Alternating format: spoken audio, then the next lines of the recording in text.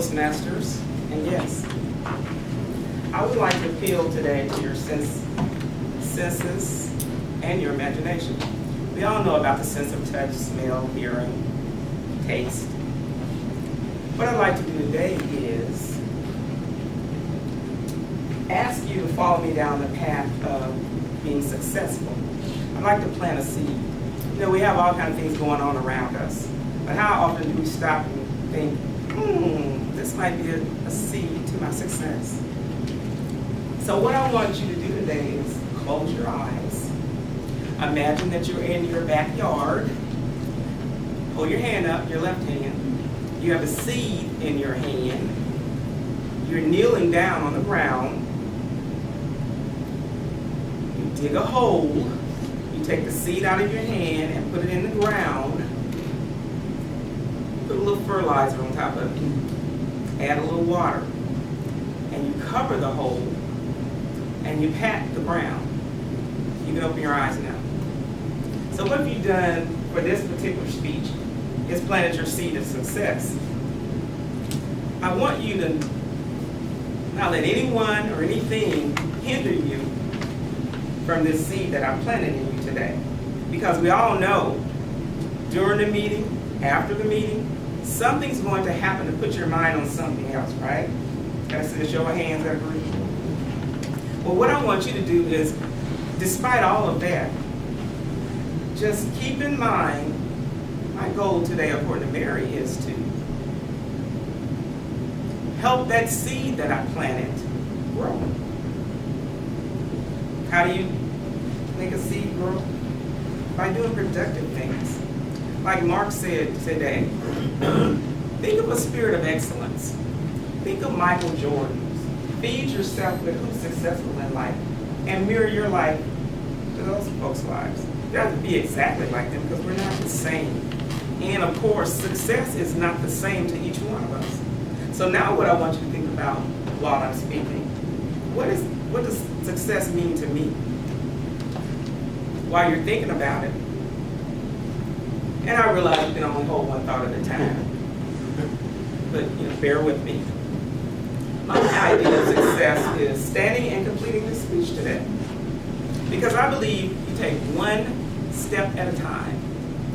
How do you eat an elephant? How do you eat an elephant? One bite at a time. One bite at a time.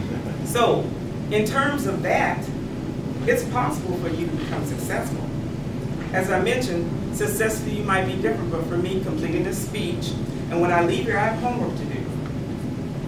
So when I go home, if I can get my comments in and my discussion questions in before 11:59 tonight, that's success. So I planted the seed of success to each one of you. And what I want you to do is listen, pay attention to how much time it takes to be successful for your life. Because you got your personal life, you have your kids, you have your academic life for those of you who believe in ongoing education, and you have your professional lives where you have to come to work for at least 8 hours.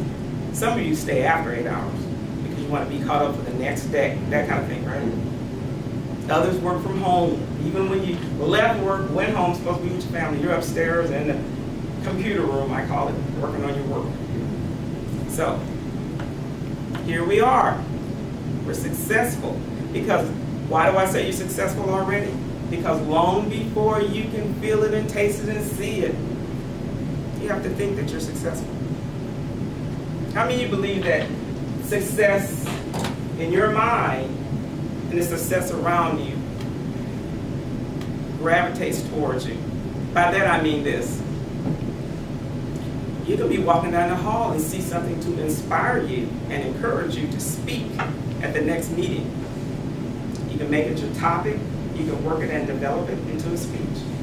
You could be in the grocery store and this cute little kid is playing in front of you and you can talk about things about children and how all of us, if we don't have children, we know someone that does.